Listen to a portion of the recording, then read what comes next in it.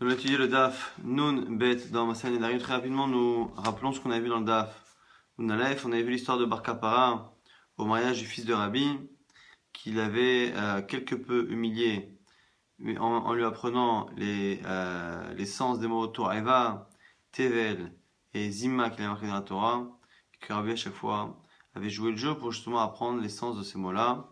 On avait également appris que la coupe du Kohen Gadol était quelque chose de très particulier, était une coupe qui était unique, et qui faisait en sorte que chaque pointe de cheveux arrive à la racine du cheveu voisin. On avait vu aussi dans les Mishnayot des chilukim entre la courge normale et ce qu'on appelle la courge Remutsa. C'était un type de courge. Il y avait la courge aussi araméenne, la courge grecque. Bon. Et après on avait vu des chilukim dans les noms des plats, Maaseh Gdera, Yorel Gdera. Yorel Gdera, c'est ce qui est passé à un moment donné par une marmite, même si c'est pas passé longtemps. Maaseh Gdera, c'est quelque chose qui a mijoté dans la marmite. Et Naaseh Begdera, c'est quelque chose qui a terminé sa cuisson dans la marmite. On avait vu aussi par rapport au four, par rapport à tout ce qui était macéré, tout ce qui était bouilli. En tout cas, on avait vu qu'il y avait un chiluk à chaque fois qu'on disait quelque chose qui est cuit, qui est salé, quelque chose en général, c'était le classique, le mets qui de manière générale est cuit ou cuisiné de cette manière. Et lorsque l'on dit qu'on ne veut pas goûter de cette chose, eh bien le verbe goûter ici vient élargir la définition de la chose et finalement vient interdire tous les mets qui ont subi cette transformation, même si ça n'est pas leur habitude. Pareil pour tout ce qui était grillé, tout ce qui était salé. Après on a vu que dag dagim, dag ça connotait un gros poisson, dagim des petits poissons, et finalement dag dagim ça incluait tout, les petits poissons, les grands, cuisinés, cuits ou pas, salés ou pas. On avait fait des chilukim entre les distinctions entre un poisson que l'on voit en entier, un poisson dont on voit la chair mais qu'on ne voit pas le poisson, et un jus, une huile au goût de poisson qui finalement n'a ni l'un ni l'autre, ni la texture, ni l'aspect général du poisson. Et donc lorsque l'on fait un éder par rapport à une chose, eh bien ça n'interdit que ce type de chose. Donc si je fais un éder par rapport au poisson entier, ça n'inclut pas les miettes de thon, les miettes d'un poisson. Si je fais un éder par rapport aux miettes, ça n'inclut pas les huiles qui n'ont que le parfum du poisson. Nouvelle Mishnah, donc 2 lignes avant la fin du Daf Nun Aleph. Hanoda mina halav, celui qui fait un éder s'interdisant le lait. Mutar bakum. Il a le droit de consommer ce qu'on appelle koum. Koum, c'est l'eau qui reste lorsque l'on fait cailler le lait afin de faire un fromage. Eh bien, le lait donc durcit, caille, et il y a à ce moment-là une partie qui se sépare, qui est une sorte d'eau légèrement floue. Cette eau-là, eh bien, ne rentre pas dans la définition de koum, nous dit ici le Tana de la Mishnah. Vers Rabbi Yossi, Rabbi Yossi pense que oui, celui qui fait un éder par rapport à chalaf, par rapport au lait, eh bien, il n'a même pas le droit de boire ou de consommer cette partie-là aqueuse qui reste après le caillage du lait. Celui qui fait un neder minakum, maintenant qui fait le neder, disant cette eau-là, muta bechalav, eh bien, il n'a pas le droit, il a le droit, je veux dire, de consommer le lait, parce que là, ici, tout le monde est d'accord que, par contre, lorsque l'on parle de cette eau-là, on n'inclut pas le lait. Abashol Omer, maintenant Abashol disait, Hanoda minakvina, Asurba ben meloucha ben tefela, celui qui fait un éder par rapport à gvina, par rapport au fromage, s'interdit tous les types de fromage, que ce soit un fromage qui est salé ou qui n'est pas salé. Donc ici, le fromage est quelque chose de général. Celui maintenant qui fait un éder, minabassa, donc il s'interdit la viande. Moutar barotev, ou bakipa, nous dit ici le Tana de la Mishnah, il a le droit de consommer la sauce, donc le jus qu'il y a dans la marmite, et il a le droit également de consommer kippa. Kippa, ce qu'on appelle kippa, ce sont en fait des petits morceaux de viande. La viande parfois a tendance à s'effriter dans la marmite, et dans le fond de la marmite, avec la sauce, on a comme ça des petits résidus de viande. Donc ici, on a à la fois le goût, mais à la fois un peu de mamachout, c'est-à-dire qu'on a un peu, ça ressemble un peu aux miettes de thon dont on parlait hier, ou des miettes de poisson. Il y a le morceau de viande en entier, et il y a ce qu'on appelle des petites la kippa. Nous dit ici, dans la Mishnah, lorsque quelqu'un s'interdit la viande, il s'interdit un morceau de viande. Les petits résidus qu'il y a au fond de la marmite et la sauce ne sont pas inclus dedans. Vers Rabbi Yehuda, Oser, Rabbi Yehuda interdit. Donc, il y a que Rabbi Yehuda interdit tant qu'il y a un goût de viande dans la chose. Alors, du coup, la discussion va avoir lieu ici dans la Mishnah entre Rabbi Yehuda et Chachamim. Amar Rabbi Yehuda vient donner une preuve. Il dit, moi j'ai une histoire. J'ai un cas pratique une fois où Rabbi Tarfon nous a interdit de consommer des œufs qui ont été cuits dans le plat de viande. Quelqu'un a fait un éder par rapport à la viande et il y avait des œufs qui n'avaient que cuit avec la viande, donc ils avaient pris le goût de la viande. Et Rabbi Tarfon nous a interdit, donc tu vois bien que on n'a pas le droit de consommer tout ce qui a pris le goût. Donc pareil, a fortiori évidemment pour les petits résidus de viande qui sont eux-mêmes de la viande, et même pour le jus qu'il y a, la sauce qu'il y a au fond de la marmite. Amoulo, il lui a répondu Chachamim, Kenadavar, tu as raison, c'est vrai. Et Matai, quand est-ce que l'on dit que les œufs sont interdits? Bisman Sheomar Basar Ze Alai, dans le cas où il a fait un éder par rapport à ce morceau de viande.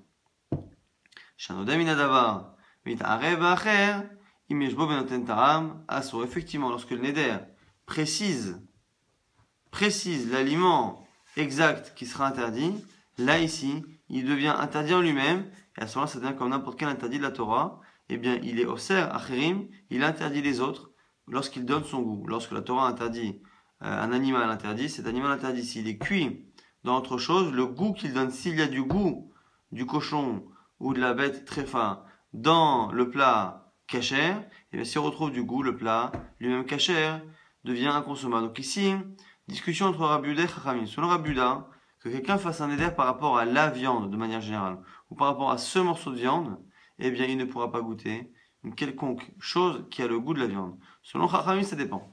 Si la personne fait un éder par rapport à la viande, eh bien, quand on fait un éder par rapport à la viande, on s'interdit un morceau de viande. Mais on ne s'interdit pas le goût viande. On s'interdit la viande. La viande, en général, de quoi on parle? On parle d'un morceau, on parle d'une boulette, on parle d'un steak, on parle d'un morceau de viande. Mais Chachamim serait d'accord que dans le cas où il a regardé un morceau, il a dit, ce morceau-là, je ne veux pas, il est korban pour moi, à ce moment-là, ce morceau de viande-là, il devient interdit totalement, à la fois be'achila, à la fois be'ana'a, et donc le goût au profit, donc le goût qu'il pourrait transmettre à un autre aliment, serait lui aussi interdit. Donc ça, c'est la discussion Rabbi Yehuda, Chachamim. Et la Mishnah termine par une dernière halakha. Hanoda mina yain, celui qui fait un éder par rapport au vin, muta betafshil sheeshbo ta'am yain. Donc on va encore dans la Shita de Chachamim, celui qui fait un éder par rapport au vin, eh bien, il a le droit de consommer un plat dans lequel il y a un goût de vin. Puisqu'encore une fois, il n'a pas fait le neder par rapport à ce vin. Amar konam yainze shanitorem. Celui qui par contre fait un neder et qui dit je fais un neder par rapport à ce vin, de ne pas le goûter. Ici, il y a deux choses importantes, c'est qu'à la fois il précise ce vin, et à la fois il dit goûter. On avait vu dans le DAF précédent que le verbe goûter avait tendance à élargir le domaine de définition de l'interdit. Nous reprenons à la fin de la Mishnah, donc en bas du Daf Nunbet, en Moudalef, on a dit que encore une fois dans la Shita Chachamim, quelqu'un qui fait un éder par rapport au vin, eh bien comme il fait un éder par rapport au vin de manière générale, eh bien ça n'inclut pas le goût du vin. Celui qui s'interdit du vin, c'est un verre de vin. Le plat qui a un goût de vin simplement, qui n'a pas de vin visible, n'est pas interdit. Par contre, s'il a précisé Konam Amar, Konam Yainze Shani Torem. Je fais un éder par rapport à ce vin. Et s'il a en plus précisé Shani Torem, qui ne veut pas le goûter, eh bien à ce moment-là, il n'a pas les tafshil et qu'il s'est tombé dans un plat. Il suffit qu'il y ait du goût pour que ce soit assourd. Donc on voit ici, on fait une différence encore une fois entre le cas où il interdit le vin de manière générale et le vin, et le cas où ici, il interdit non seulement ce vin, mais qu'en plus que le verbe qui est utilisé est ici Torem, goûter, qui, on l'a vu hier dans le DAF, a tendance à élargir le domaine de définition de l'interdit. L'Agma, tout de suite, revient sur le début de la Mishnah. Dans le début de la Mishnah, on a vu qu'il y avait une marloquette Tanakama Chachamim par rapport à l'eau qui est un résidu du lait. Lorsque l'on fait cailler le lait, il reste un résidu, une sorte d'eau. Cette eau-là, est-ce qu'elle est inclue dans la définition de Chalav? Lorsque quelqu'un s'interdit le lait, est-ce que le lait qu'il interdit, c'est à la fois le lait sous forme de lait, ou même lorsqu'il est caillé, le lait inclut à la fois le lait caillé et à la fois le résidu à queue qu'il reste en bas? C'est une marloquette. Selon Tanakama, ça n'est pas inclus, donc c'est autorisé. Selon Rabbi aussi, c'est interdit. Et sur justement cet avis de Rabbi Yossi, qui disent que l'objection sera par rapport aux deux, mais c'est essentiellement par rapport à Rabbi Yossi. Rabbi Yossi, qui a l'air d'interdire l'eau qui reste, eh bien c'est en contradiction avec une Mishnah qui est citée dans le Daf de demain, qui est Mina Anashim Asur Bashishim, quelqu'un qui fait un éder par rapport aux lentilles. Donc il s'interdit les lentilles, nous dit la Mishnah dans Tanakama, Asur Bashishim Ashishim, ce sont des lentilles qui sont frites et qui sont cuits avec du miel. Et Rabbi Yossi, Rabbi Yossi autorise. Et a priori, on a du mal à comprendre. On a du mal à comprendre comment Rabbi Yossi peut d'un côté me dire que le résidu du lait, donc qui est finalement quelque chose qui a gardé très peu de texture du lait, très peu de goût du lait, qui est le résidu du caillage du lait, comment il peut l'interdire? Et d'un autre côté, lorsque la personne s'interdit un aliment et que cet aliment-là est simplement mélangé avec du miel, mais l'aliment reste encore là. Donc la personne, lorsqu'elle mange chez Hashishim, elle mange du miel, c'est vrai. Le goût, il est un peu parti. Le goût des lentilles n'est pas habituel, mais il reste en tout cas. La texture même et la mamachoute des lentilles existe, et elle est là. Et pourtant, Rabbi Yossi m'attire. Donc on a une contradiction. L'agma dit lokashia, marque et attrait, ou marque et attrait. Ici, en fait, il n'y a pas réellement de marloquette, il n'y a pas de marloquot ici entre Tanakama et Rabbi Yossi. Ici, on est encore une fois, ça fait plusieurs fois que l'on voit ça, on est simplement dans une discussion en fonction des leshonotes, des langages et des sens différents que peuvent avoir une même expression dans des régions différentes. Marqué attrait ou marqué attrait, chacun dans son pays. Be'atra de Rabanan, Karole Chalba Chalba, dans la Mishnah, on dit que, selon Chachamim, l'eau, le résidu aqueux du caillage du lait n'est pas interdit. Pourquoi? Parce que chez Rabanan, les Karole Chalba Chalba, le Kuma Kuma, on était précis. Lorsqu'on parlait de l'eau qui restait, eh bien, on appelait ça Kuma. Lorsqu'on parlait du lait, on ne parlait que du lait. Le mot Chalav voulait dire Chalav. Kuma, on appelait un chat, il n'y avait pas de mélange. Mais à Trader Rabbi aussi, la Kuma n'a mis les Kuma, les Chalava. Mais chez Rabbi aussi, parfois on avait tendance à associer ce résidu aqueux au lait. Et donc du coup, lorsqu'on parlait de lait, on pouvait éventuellement inclure ce Kuma. Donc finalement, il n'y a pas de discussion. La marloquette de Rabbi aussi, Chachamim là-bas dans Hashishim, elle est liée à cette histoire là-bas de lentilles, qu'on verra justement dans le date de demain. Mais en tout cas, dans notre Mishnah, il n'y a pas de marloquette. Dans notre Mishnah, finalement, la vie de Rabbi Yossi et de Chachamim est liée, finalement, aux deux régions dans lesquelles ils vivaient et du sens que porte l'expression Chalav lait dans le pays de Rabbanan, dans la région de Rabbi Yossi. Là, Gemara, avant de conclure cette Mishnah-là, nous cite une braïta qui nous donne quelques dynim, dont certains qu'on a vus dans la Mishnah, d'autres qu'on a vus dans la Gemara, et d'autres que l'on n'a pas encore vus. Tanya. Ici, la braïta va comme Chachamim, ou en tout cas dans la région de Chachamim, qui dit que celui qui fait un éder par rapport au lait n'inclut pas l'eau qui reste à la fin, et celui qui fait l'éder par rapport à cette eau n'inclut pas le lait. Mine chalav mutabak vina. Chidouche maintenant. Celui qui fait un éder par rapport au lait, mutabak vina, il peut consommer un fromage. Minek vina, celui qui fait un éder par rapport au fromage, mutabak chalav, il peut consommer du lait. Ça, c'était un des didim qu'on n'a pas vu jusqu'à présent. Minarotev, mutabakipa, minakipa, mutabarotev. Alors ici, on est comme chachamim. Celui qui fait un éder, non, Mechila, on n'a pas encore vu ça. Celui qui fait un éder par rapport à la sauce qu'il y a dans un plat, mutabakipa, il n'inclut pas, et ça n'interdit pas les morceaux de résidus de viande.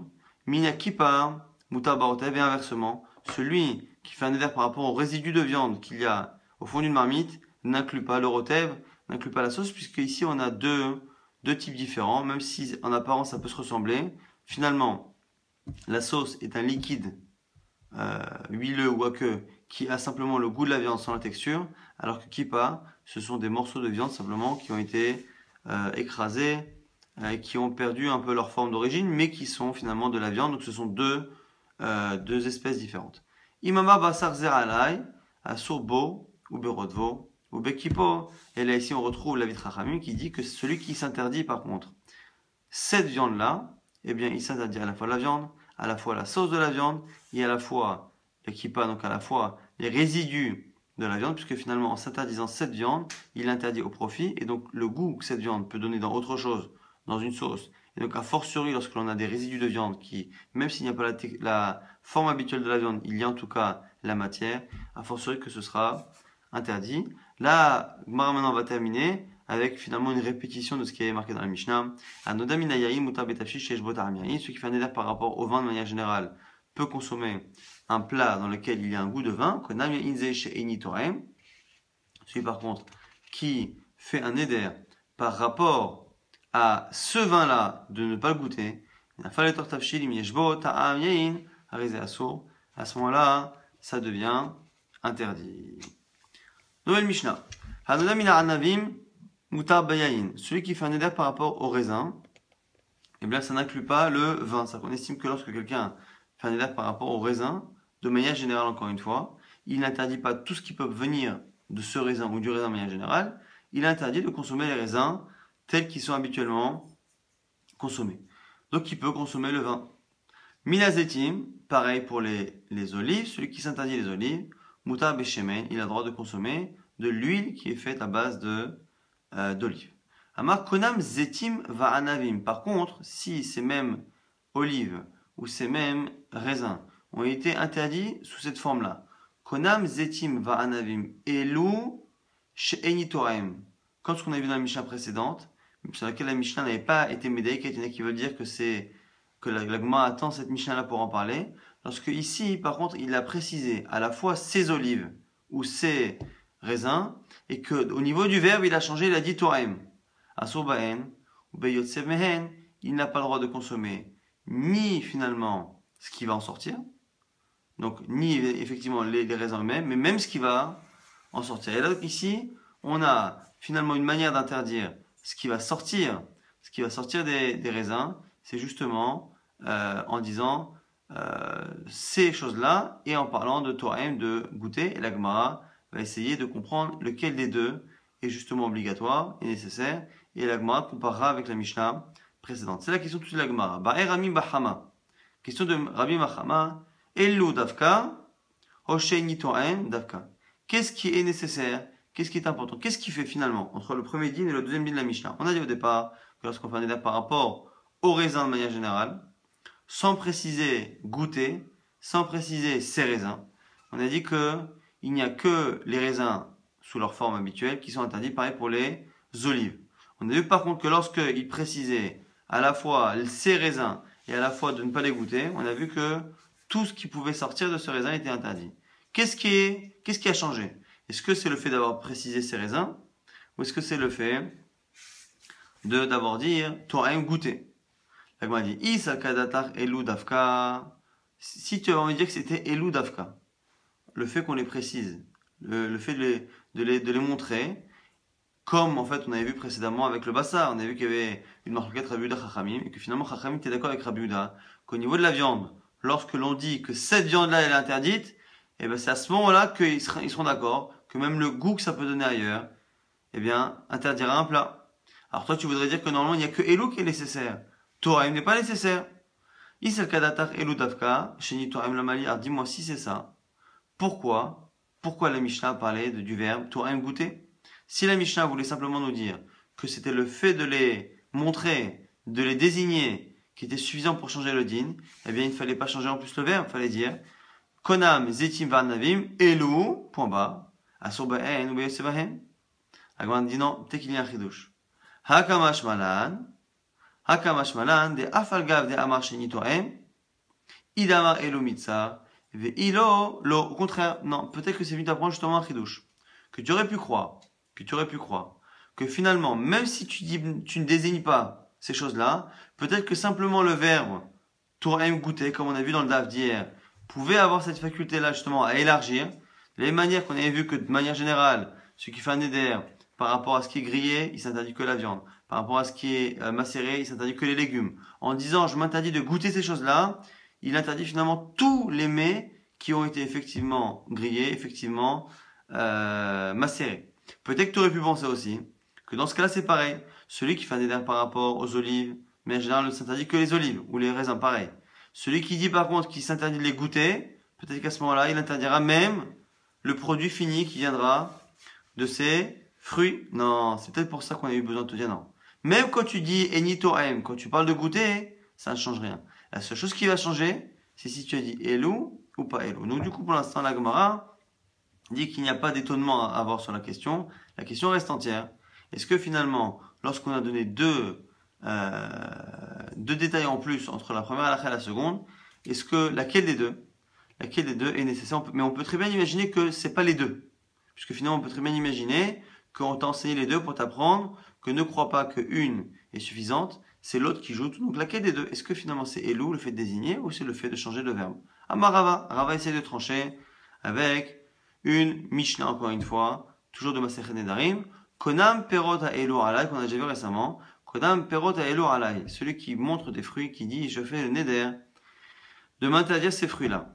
Konam en les filles, je les interdis à ma bouche, Asso bechiloufeen, uvgidulen, eh bien, la personne n'a pas le droit de consommer ni ce qu'on appelle chiloufeen, ni ce qui va être remplacé, c'est-à-dire on prend ces fruits-là, on les vend, l'argent qui va remplacer ces fruits-là sera interdit aussi. Uvgidoulem, c'est toutes les choses qui peuvent pousser à partir de ces fruits. On prend les graines de ces fruits, on plante un arbre avec, les fruits qui sortiront dans quelques années de là sont ce qu'on appelle guidoléen, sont interdits que la personne elle a désigné. Et ici, on voit qu'on ne parle pas de yotsemahem. Yotsemahem, c'est quoi? Donc c'est le jus. Donc on prend des fruits. On dit à la personne, ça interdit ces fruits-là. On dit que ces fruits-là seront interdits. Les fruits qui proviendront de ces graines, des graines des fruits, seront interdits. Et si ces fruits-là sont vendus, l'argent qui proviendra de la vente sera interdit. Mais personne n'a parlé dans la Mishnah du produit fini. Est-ce que si on fait un jus de ce fruit, eh bien, est-ce qu'il sera interdit? On ne le dit pas. La Gemara pense pour l'instant peut-être faire un diouk. Si on a dit que l'argent provenant de la vente ou les fruits et les choses qui peuvent pousser à partir de ces fruits-là seront interdits, mais qu'on n'a pas dit que les jus le seront, eh bien peut-être que les jus sont autorisés, il y a un diouk à faire. Dafka, ce qui pousse à partir de là, Dafka, l'argent qui proviendra de la vente, mais par contre, le jus serait lui autorisé? La Gemara dit non, c'est pas vrai. Pourquoi? Parce que c'est un moins grand chidouche. Ou adin afilu betsebahem aso. Ha'adifale lashmaina de chiloufen qui gidulem dame. Il dit mais t'as pas compris. C'est beaucoup plus un chidouche. Si déjà, l'argent provenant de la vente, finalement l'argent n'est pas quelque chose qui provient réellement, physiquement, du fruit.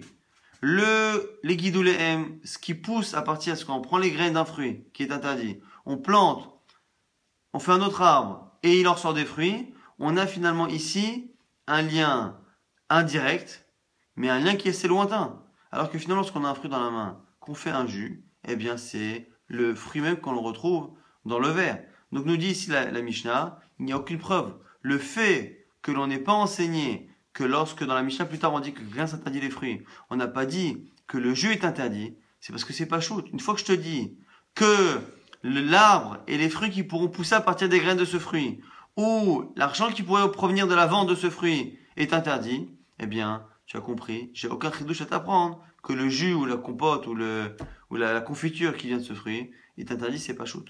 Donc du coup, on n'a pas de preuve de cette Mishnah-là, que finalement ce sont interdits ou autorisés. La Sheila finalement reste pour l'instant entière.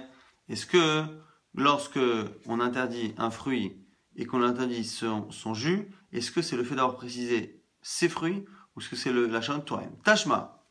On a encore une fois une Mishnah. Celui qui fait un neder, chez Eni Ochel, chez Eni Tourem, donc il fait un neder ni par rapport à la chila, par rapport au fait de manger, par rapport au fait de goûter, Mutar Bechiloufen, eh bien, il n'a pas le droit de, enfin, il a le droit mechila de consommer justement ce qui est chilouf et ce qui est guidouléen. Ha ayotsemehen asur. Donc on voit que quelqu'un qui fait un neder par rapport à des fruits, qui s'interdit à la fois de les manger, à la fois de les goûter, nous dit la Mishnah, eh bien le fait de s'interdire de manger et de goûter n'inclut pas le fait de ne pas profiter de l'argent qui provient d'une vente ou de ne pas profiter d'un fruit qui proviendrait d'un arbre, qui proviendrait lui-même d'une graine du fruit. Et là maintenant, nous on a vu précédemment à l'instant, qu'on partait du principe que le produit fini d'un fruit, le jus d'un fruit, la compote, la confiture d'un fruit, est quelque chose qui en général est plus assourd que chiloufen et guidoulen. L'arbre qui provient de la graine, c'est éloigné. L'argent qui provient de la vente, c'est encore plus éloigné puisqu'il n'y a aucun reste physique de l'aliment. Mais par contre, le jus lui-même, c'est une partie du fruit. Donc maintenant qu'on a appris et qu'on a été doré, on a repoussé la preuve précédente, en partant du principe justement que le jus de fruit était plus interdit, et bien finalement la Mishnah, qui nous dit que lorsque quelqu'un là-bas s'interdit, en parlant là-bas de goûter, eh bien finalement, il a le droit de consommer tout ce qui est chiloufen, guidouléem, et qu'on ne précise pas qu'il a le droit de consommer le jus, ça vient seulement t'apprendre que Davka, la seule chose qui est autorisée, c'est ces choses-là qui sont éloignées, puisque finalement on a dit que ce qui provient de la graine, eh bien c'est indirect. L'argent qui provient de la vente, c'est encore plus indirect, c'est encore plus éloigné en tout cas du fruit direct. Donc c'est que ceux-là qui sont autorisés, mais sinon on aurait dit le plus grand chidouche. Quoi, le plus grand chidouche, on aurait dit que même le jus qui vient de ce fruit est autorisé, tu vois bien, que finalement le lachon Toraim, le fait de parler de goûter, n'a l'air d'autoriser que chiloufen et gdulem, et qui a l'air par contre d'interdire le jus et ce qui sort directement du fruit. La Gemara repousse aussi cette preuve-là en disant non. Là-bas, il y a une raison particulière. Aïdé de l'onasif verisha, yotsemehen, l'onasif nami veseifa, yotsemehen. La Gemara dit non. C'est en fait, puisque la Mishnah qu'on est en train d'apprendre, c'est la suite de la Mishnah précédente. Et dans la Mishnah, dans le din précédent qu'on vient d'apprendre, on avait des raisons finalement de ne pas enseigner le cas là-bas de Yotsebahem, des fruits, des jus ou de la compote qui ressort justement de ce fruit. Mais puisque le début de la Mishnah n'a pas choisi de parler de ce sujet-là qui est le produit fini du fruit, eh bien on n'en a pas parlé à la fin, même si Bémet, au niveau du chidouche, ça aurait été intéressant. Donc on a finalement une deuxième objection, toujours de la même Braïta, du début et de la fin de cette même Mishnah, Mechila, eh bien finalement qui est repoussée. On tente encore une fois avec ici une Mishnah qu'on a déjà vue. Tashma marabuda maase ve'asarabi tarfon alai betim shinitbashelu imo amrulo ematai bizman shamar basar ze alai. On a vu une marloquette. Entre Rabbi et Chachamim lorsque quelqu'un s'interdisait une viande. Est-ce qu'il s'interdisait que la viande ou est-ce qu'il interdisait aussi le jus et les résidus de viande qu'il y a au fond de la marmite? Selon Chachamim, que la viande, selon Rabbi Yehuda, tout. Et Rabbi Yehuda a apporté une preuve qu'un jour Rabbi Tarfon a interdit à quelqu'un qui avait fait un éder par rapport à la viande, il lui a interdit de manger des œufs qui avaient cuit avec de la viande. Donc le simple goût de la viande est interdit. Qu'ont répondu Chachamim et Matai, Bizman Shamar Basar Zerala? Il dit non. Là-bas, le cas de Rabbi Tarfon, c'est parce qu'il avait précisé cette viande. Parce que c'est vrai que celui qui fait un éder par rapport à un aliment précis, eh bien, il s'interdit lui et à la fois le goût qu'il peut transmettre ailleurs. Et on voit là-bas, c'est quoi la différence qu'il y a? Quand est-ce que Chachamim seront d'accord avec Rabbi Yehuda? Quand il a simplement dit Elou, il a précisé la viande. Et on voit ici, là-bas dans cette Mishnah, que ce qui change entre le premier cas où selon Chachamim, il n'y a que un morceau de viande classique qui est interdit, mais pas ce qui a le goût.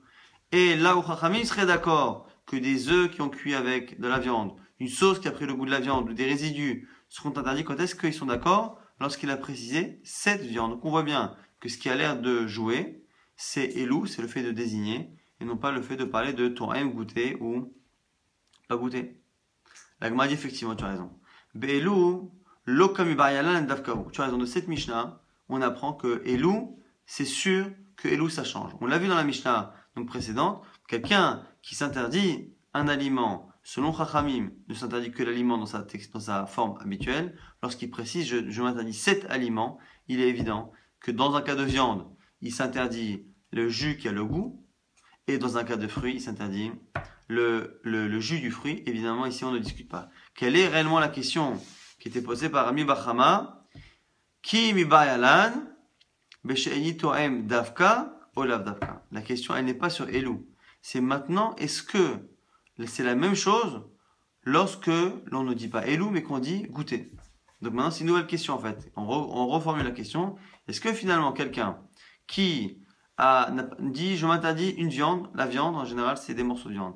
Mais s'il s'interdit de goûter de la viande, est-ce que ici goûter va encore une fois élargir la définition du sur comme on a vu précédemment hier, lorsque quelqu'un s'interdisait ce qui est grillé, ce qui est cuit, ce qui est bouilli, ce qui est salé. En général, on interdit que les aliments qui sont de manière classique préparés de cette manière, et quand il s'interdit de goûter, eh bien il s'interdit tous les aliments qui sont cuisinés de cette manière. Est-ce que là ici c'est pareil? Est-ce que finalement en parlant de goûter, est-ce qu'il n'a pas cette faculté-là à s'interdire non seulement la viande de manière générale ou le fruit de manière générale, mais à la fois le produit fini qui pourrait en venir et qui en aurait pris le goût? C'est nous, donc ça la nouvelle question de la Gemara. Et Tashma, la Gemara essaie de l'apprendre. Dagdagim, la Mishnah qu'on a vu hier dans le DAF. Dagdagim sheni toem, asur ba'en, ben begdolim, ben bektanim, ben bechaim, ben meushalim, ou mutar batarit, terufa ou betsir. On a vu dans la Mishnah hier que quelqu'un qui s'interdisait dagdagim, les petits poissons, les gros poissons, dagdagim ça inclut tous les types de poissons. Finalement, et qu'il a dit je m'interdis de les goûter, eh bien là-bas, il est interdit à la fois les grands poissons, les petits poissons, les crus, les cuits, et il a aussi, mais par contre, il a l'autorisation de manger tarit troufa, donc des miettes de poisson, des miettes de thon par exemple, et donc, il a le droit aussi de prendre tsir ou betsir. Et tsir, c'est le jus du poisson, c'est-à-dire que c'est on a dit là-bas, on a dit à la fois tsir et à la fois le jus du poisson, on a à la fois la graisse du poisson, à la fois comment dire, l'huile qui a cuit ou qui a macéré avec le poisson. En tout cas ici, tsir, c'est vraiment la graisse du poisson. Donc on voit bien que cette graisse de poisson qui a du goût du poisson, elle est autorisée, et pourtant dans la Mishnah on avait dit que la personne dit dagdagim sheni toaim. Donc une autre question que l'on a posée, est-ce que lorsqu'on parle de goûter, eh bien le verbe goûter a cette faculté à interdire à la fois l'aliment et à la fois ce qui en a le goût? On voit bien que non, puisqu'on voit bien que le jus de poisson non. La Gemara dit amarava ou gva yatsamehen. C'est pas une preuve. Peut-être que là-bas, on parle d'un cas où le tsir, donc l'huile, le gras du poisson, a été extrait du poisson avant le neder. Donc comme il était extrait avant le neder, eh bien il n'est pas inclus. Maintenant, est-ce que lorsque la personne s'interdit en général les poissons, et que le poisson qui est devant lui comporte encore cette graisse, et donc du coup le poisson a priori est interdit en entier, et que c'est après que le poisson soit interdit en entier qu'on a extrait la graisse, est-ce que dans ce cas-là, cette huile-là n'est pas interdite à cause du fait qu'il est dit Torah ou pas? Donc la question, a priori, reste entière. Très très rapidement, on va essayer de résumer ce qu'on a vu aujourd'hui. On avait vu que finalement il y avait pas de marloquette entre Haramim et Rabbi Yossi au sujet de Koum. Est-ce que finalement le lait inclut aussi l'eau qui en sort lorsqu'on fait cailler le lait? En fait, ça dépend du sens du mot Chalak qu'il y a dans le pays dans lequel on se trouve lorsque la personne fait le Neder. On a dit aussi qu'il y avait une marloquette du coup entre Chachamim et Rabbi Yehuda. Est-ce que lorsque l'on interdit de manière générale la viande ou quelque chose, ou un fruit de manière générale, est-ce que l'on interdit que l'aliment sous sa forme habituelle, ou est-ce que l'on interdit aussi le goût qu'il peut donner ailleurs, le plat qui a pris du goût? C'est une marloquette Rabbi Yehuda Chachamim, mais Chachamim seront d'accord lorsque par contre il a précisé ces choses-là. Est-ce que lorsqu'il a dit ces choses-là, tout le monde sera d'accord qu'à la fois la viande et à la fois le goût que cette viande-là a donné dans un autre plat. Et on a vu que par contre la question était est-ce que le verbe goûter a aussi cette faculté-là selon Chachamim d'inclure à la fois la viande de manière générale, à la fois le goût que ça peut donner ailleurs. Voilà l'essentiel de ce qu'on a vu aujourd'hui.